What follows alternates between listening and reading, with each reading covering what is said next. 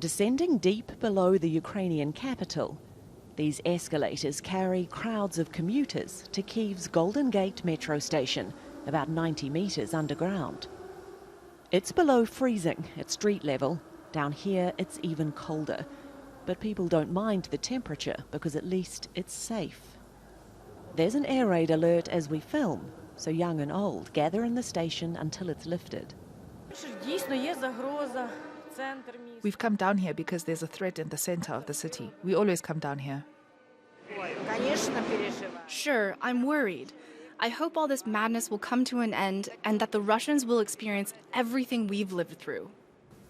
Fewer people come down now than in the early days of the war, when the city was encircled by Russian forces and thousands lived underground for weeks.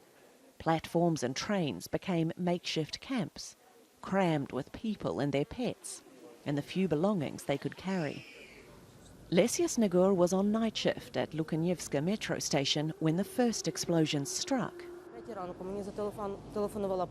My friend called me at 5 a.m. and said the war has started. I couldn't believe it. Then we heard the sirens and people started to run to the metro to ask for shelter. There were so many people and they were scared. She tells me how she lived in the station for 2 months, helping organise food and sanitation for the crowds of terrified people. As the head of the station, I couldn't leave those people behind because I knew they needed my help. And when I saw the fear in their eyes, I could not leave. One of the challenges for those running Kyiv's metro system, but also systems across the country over the past year, was how to keep people safe whilst also keeping the trains running. Now about 500,000 people ride these trains every day, determined to keep life as normal as possible, as up above the war grinds on. I believe everything will be fine. If there are any future attacks, we'll be ready. We feel positive.